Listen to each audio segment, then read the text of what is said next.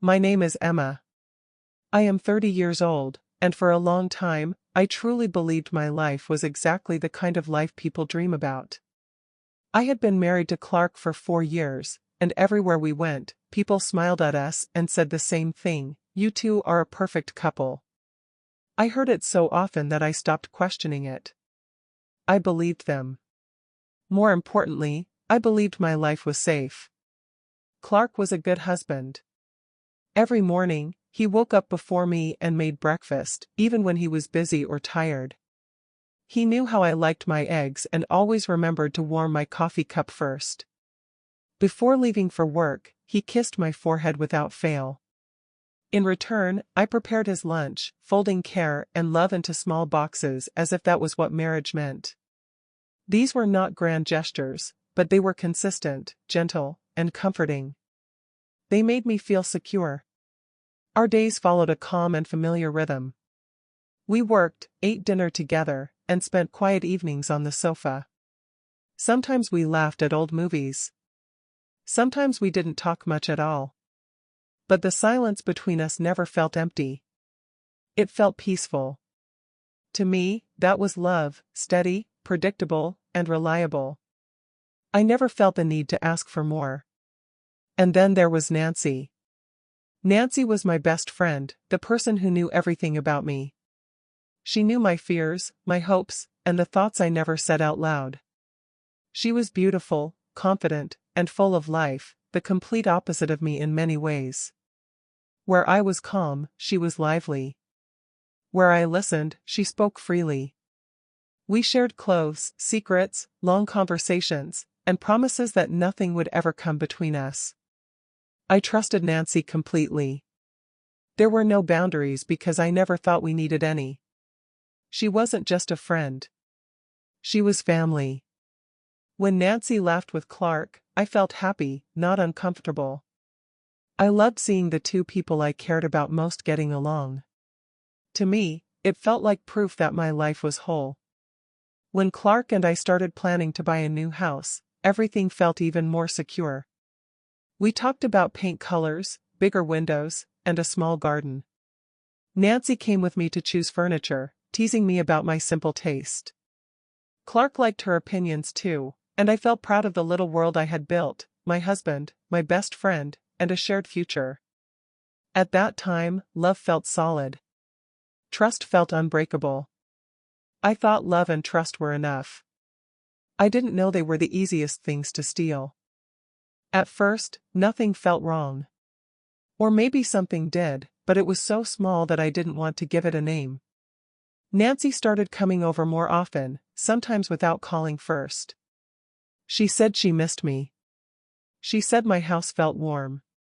I smiled and told myself I was lucky to have a friend who cared that much. She stayed longer each time. She knew where everything was in my kitchen. She opened the fridge without asking. She sat on our couch like it was her own. When Clark came home, Nancy's laugh changed. It became lighter, louder, almost playful. I noticed it, but I didn't stop it. I told myself I was being sensitive. I also began to notice the way Clark looked at her.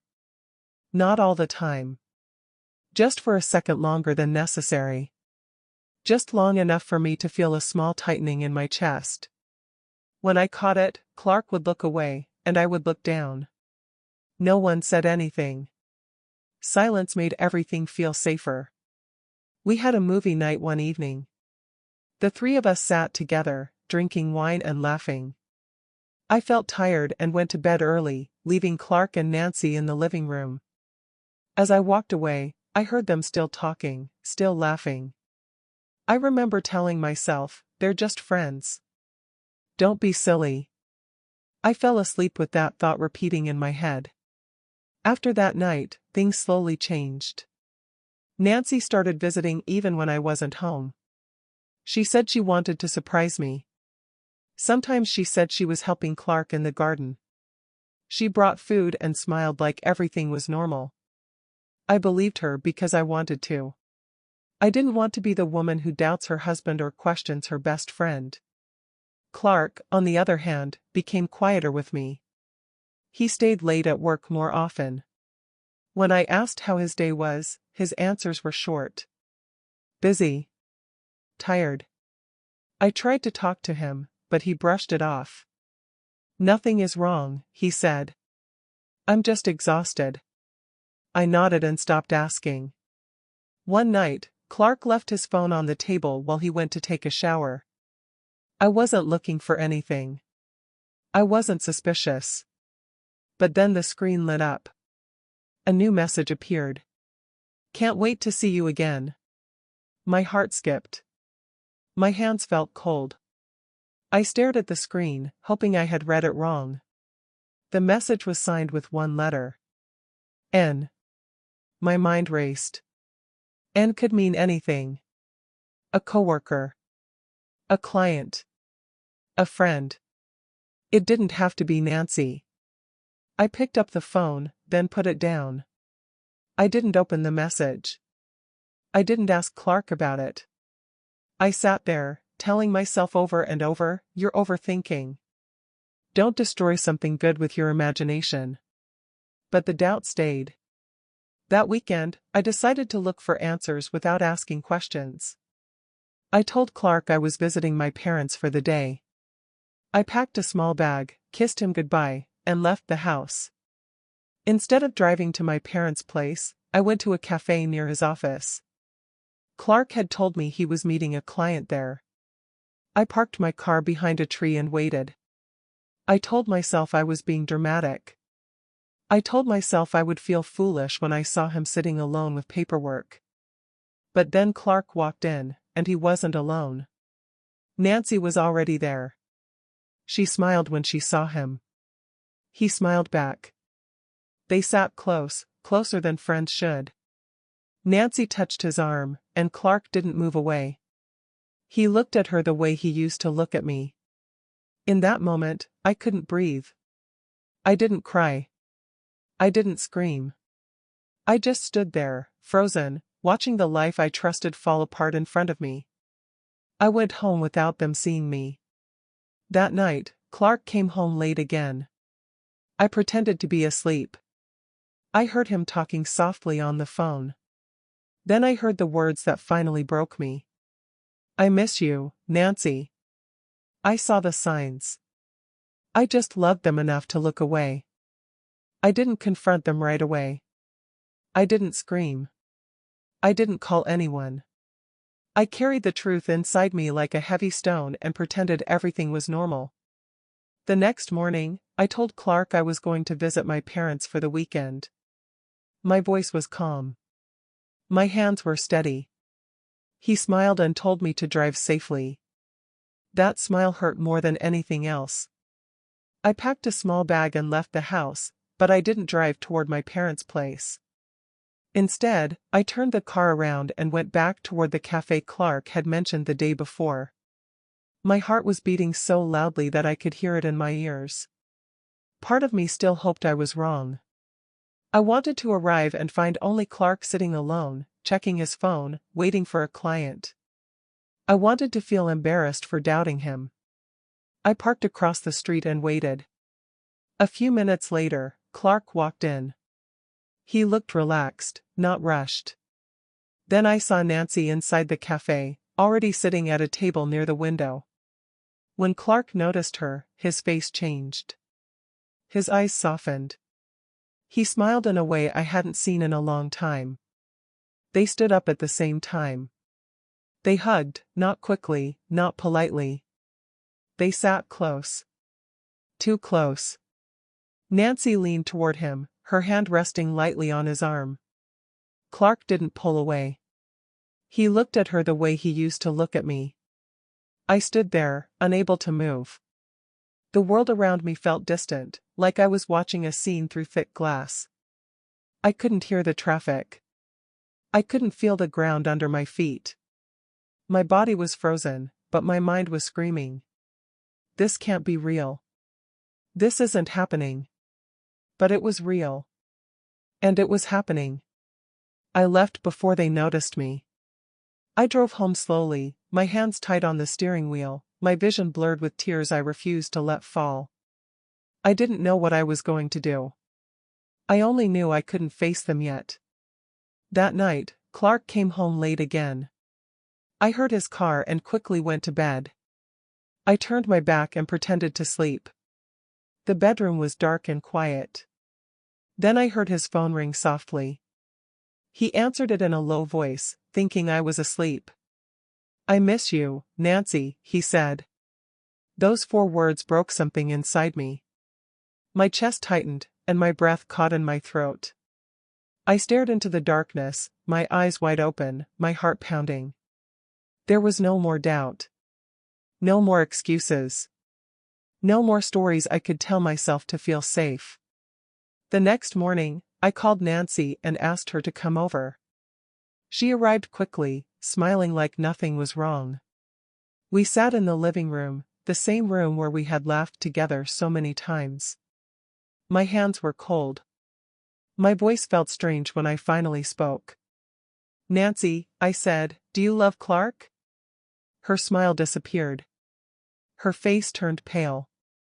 She opened her mouth to speak, but I raised my hand. "Please," I said quietly. "Don't lie to me. I saw you. I saw you together." Her eyes filled with tears. She looked down, then back at me. "Emma," she said, her voice shaking, "I'm so sorry. I never planned for this to happen. But I love him." The words hit me harder than any scream could have. Before I could respond, the front door opened. Clark walked in and froze when he saw us sitting there. He knew immediately. The truth was already in the room. "I can explain," he said. But there was nothing left to explain. I looked at Nancy and then at Clark. "You already did," I said. Clark didn't argue. He didn't deny it. He didn't even try to defend himself. He just looked down at the floor. Nancy started crying loudly, her body shaking. I felt strangely calm. Something inside me had gone numb. In one moment, I lost my husband and my best friend. After that day, everything fell apart quietly. Clark moved out a week later. He said he needed time, space, answers. I didn't ask where he was going. I didn't beg him to stay. I didn't have the strength. The house felt empty the moment he closed the door behind him. The silence was different now. It wasn't peaceful. It was sharp. Nancy disappeared from my life just as quickly. No calls. No messages. No explanations. I saw her only through pictures online, her smile beside Clark, their faces close, their happiness loud and public. Each photo felt like a fresh wound. I stopped scrolling, but the images stayed in my mind. I didn't sleep much. When I did, I dreamed of conversations that never happened. I stopped going to work. As a fashion designer, creativity had always been my language, but suddenly I had nothing to say. My hands felt heavy. My mind felt slow. Days passed without meaning. Some mornings, I didn't even open the curtains. The pain wasn't dramatic. It was constant. It lived in my chest, followed me from room to room, sat beside me on the couch. I cried in the shower so no one could hear. I cried at night until my eyes burned. I wondered if I had failed as a wife, as a friend, as a woman. One morning, after another sleepless night, I stood in front of the mirror. My face looked older. My eyes were red and tired. For a long time, I just stared at myself. And then a thought came, quiet but clear. I don't want to die inside because of this.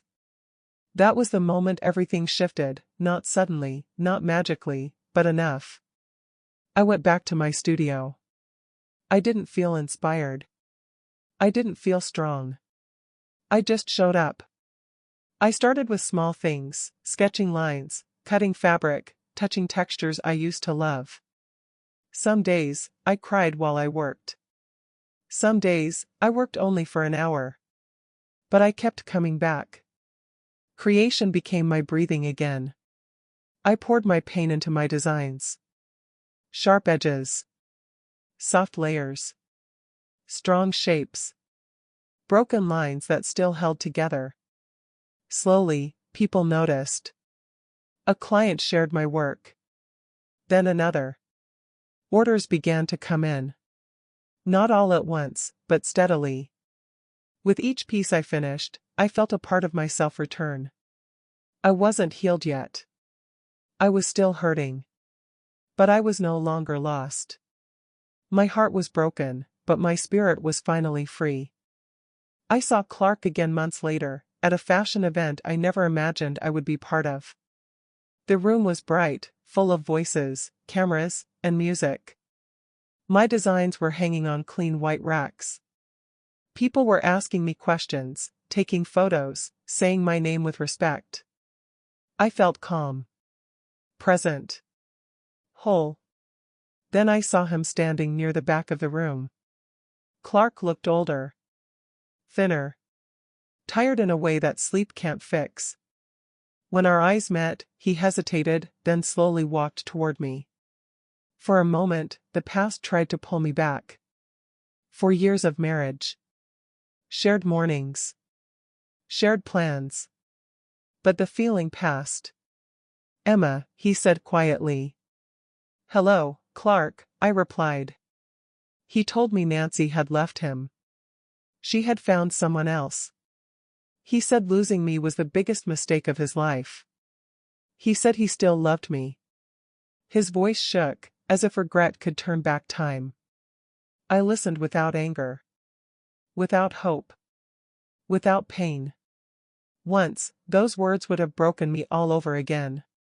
But now they felt distant, like a story I no longer lived inside. I looked at him and said calmly, "You broke my heart. But that broken heart rebuilt me." He lowered his eyes. "You deserve better." "Yes," I said softly. "I do." Then I walked away. I didn't look back. Not because I was strong enough to punish him, but because I was strong enough not to need closure from someone who betrayed me. I didn't lose my husband. I didn't lose my best friend. I found myself. I learned that love built on betrayal will always collapse. That my value was never tied to who chose me or left me. And that a real home is not a house with 2 people inside, it is the peace you carry in your own heart.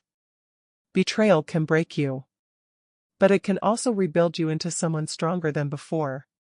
If this story resonated with you, like this video to show your support. Comment and share the lesson you took from it. And subscribe to learn English through real-life stories that heal, awaken, and empower.